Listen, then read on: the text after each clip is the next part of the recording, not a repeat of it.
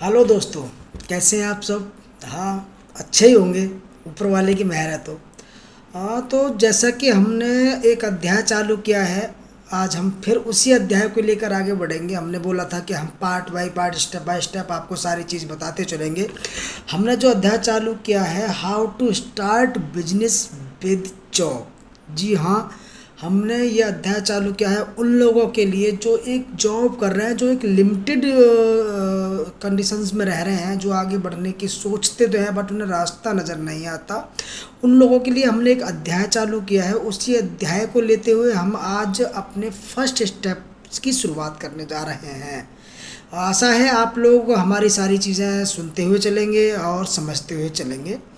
हमने पहले बताया था कि आप अपने जॉब के साथ साथ, हमारा कहने का कंसर्न ये है कि आप जॉब के साथ साथ भी बिजनेस कर सकते हैं, वो भी विदाउट कॉस्ट। आपको कोई भी इन्वेस्टमेंट करने की आवश्यकता नहीं है, आपको कुछ भी एक्सपेंस नहीं करना है और आप अपना बिजनेस कर सकते हो। ऐसा भी नहीं कि बिल्कुल भी ना करना हो। हाँ भाई, थोड़ा बहुत तो करना पड़ेगा, जितना कि आप मान लो कहीं जाओगे तो वो किराया भी देना है, अगर किसी से मिलोगे तो उसके लिए कुछ खाना पीना भी खर्च करना है। ये एक लिमिटेड एक्सपेंस होगा जो कि आपको महसूस भी नहीं होगा और आप अपना बिजनेस स्टार्टअप कर सकते हो। इसलिए मैंने एक अध्याय चालू किया है और मैं ये चाहूँगा कि आप हमारे बताए हुए चीज़ों को फॉलो करें और आप अपने आप को एक जोन से, कंफर्टेबल जोन से बाहर निकालना है। हमारा कंसर्न है कि आने वाली यूथ को, हम जैसी जनरेशन को, जो हम हैं, जिस स्टेज पर हम हैं, क्योंकि देखो आगे जाके जॉब सिक्योर नहीं है, ये सभी जानते हैं।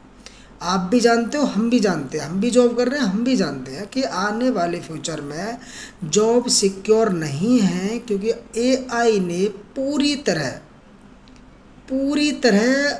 एआई ने अपना सेटअप जमा लिया है और धीरे धीरे वो हर एक फील्ड में क्रेज बढ़ा रहे हैं अपना। आपको शायद पता हो कि एक जोमेटो जो कि यहाँ पर एक मान लो एक फूड डिलीवरी कंपनी के तौर पर आई थी, आज उसने लगभग 6,000 रोबोट उसकी एक फैक्ट्री में काम कर रहे हैं, जहाँ से 6,000 मजदूरों को निकाला गया था। सभी जानते हैं, लगभग मेरे हिसाब से 1 लाख के आसपास मजदूरों को उन लोगों ने इधर से उधर किया था, जियो ने, बहुत सी कंपनियों ने। और वो कारण यही था कि वो मैन पावर को हटा के रोबोटेड पावर अपनी फैक्ट्रीज या वेयर हाउस में डेवलप करना चाहते हैं। उनका कंसर्न है कि मैन पावर को हम मात्र 8 घंटे के लिए यूज कर सकते हैं और रोबोटेड को हम 24 आवर्स यूज कर सकते हैं, और सेम एक्सपेंस पड़ता है पर ईयरली अगर वो चार्ज जोड़ते हैं तो। उनका जो एस्टिमेट लगाया हुआ है कि अगर वो चार्ज जोड़ते हैं तो वो लगभग एक मैन पावर की पूरी ईयरली का एक्सपेंस एक रोबोट के बराबर होता है। तो वो इसलिए मैन पावर को हटाते हुए जा रहे हैं और रोबोटेड पावर यानी एआई पावर को बढ़ाते हुए जा रहे हैं। ये एआई पावर आप ये मत सोचो मात्र 1 या 2 कंपनीज के पास ही रहकर ख़त्म हो जाएगी। जहाँ तक हम और आप सभी जानते हैं कि आने वाले समय में एआई पावर एक तो ग्रोथ हो इन द वर्ल्ड, यानी पूरे वर्ल्ड में एआई पावर बहुत बढ़ जाएगी। रोबोटेड ही हर चीज़ में यूज होने लग जाएंगे और शायद घर में जो एक सफाई कर्मी हैं उनको भी हटा दिया जाएगा और उस काम को भी रोबोटेड को दिया जाएगा।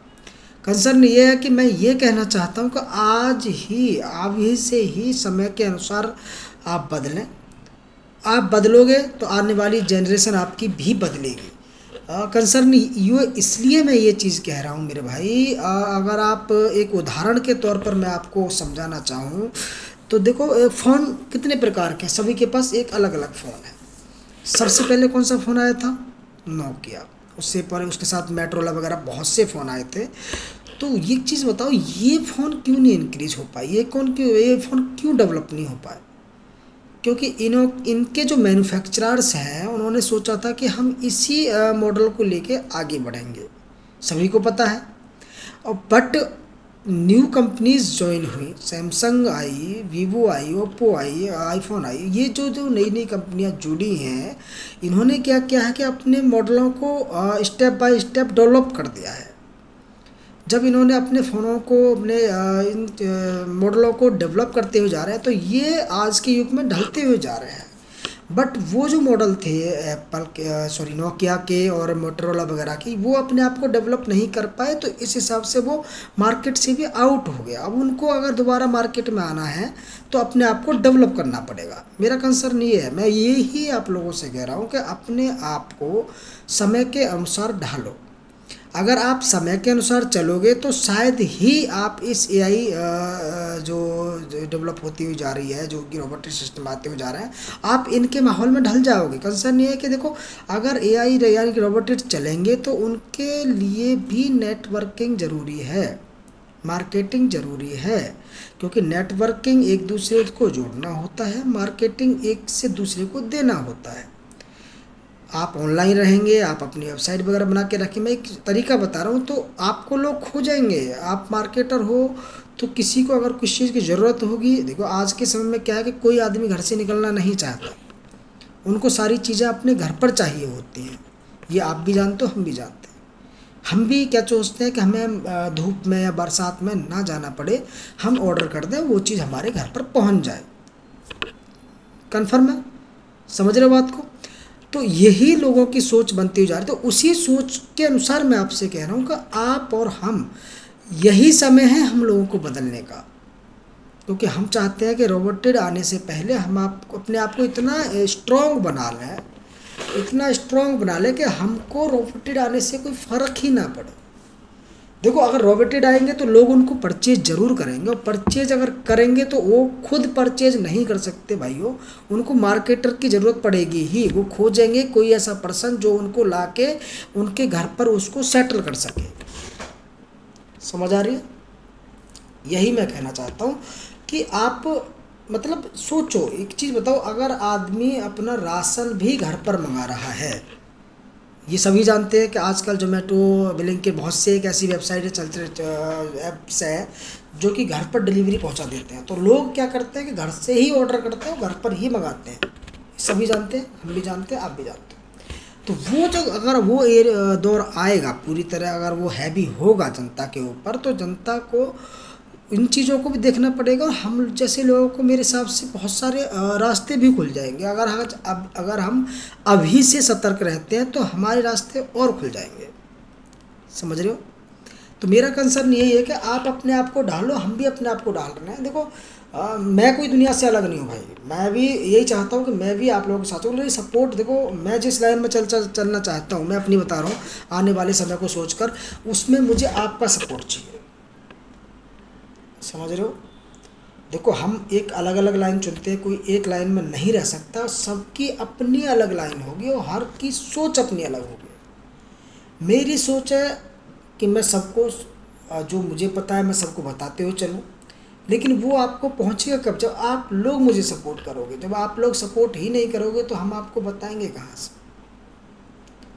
ऐसा नहीं कि मैं स्ट्रगल नहीं कर रहा हूँ, मैं भी बहुत स्ट्रगल कर रहा हूँ, मैं भी समय के अनुसार ढलना चाहता हूँ। और अभी जिस रास्ते पर मैं चल रहा हूँ, शायद ही आप लोगों में से कोई चल रहा हो। समझ रहे हो? मेरा कंसर्न है कि मैं समय के अनुसार चलूँ और उन चीज़ों को बदलूँ। मैं यही चाहता हूँ कि आप भी बदलो, क्योंकि ये ज़्यादा समय नहीं है, मात्र 10 साल मेरे हिसाब से बहुत लंबा समय है, जो कि आपके ऊपर रोबोटेड हैवी हो जाएंगे। हर कंपनी रोबोटेड परचेज कर लेगी और आपकी जॉब जाएगी। ये सिक्योर, ये मैं कह रहा हूँ, ये कन्फर्म है। ये मैं ही नहीं कह रहा, ये किसी भी गूगल आर्ट पे सर्च कर लो, ये आपको हर जगह मिल जाएगा। अपने अंदर ऊर्जा जगाओ, समझो, और हम जो अध्याय चला रहे हैं उसको समझते हुए चलो। आप क्या कर सकते हो, किस लाइन में अपने आप को ग्रोथ में ला सकते हो। आगे हम आपको अपने चैप्टर का फर्स्ट पार्ट बताएंगे। तो मैं चाहता हूँ कि आप सभी लोग हमारे साथ जुड़ें और हमारे पार्टों को पढ़ते हुए चलें। नमस्कार।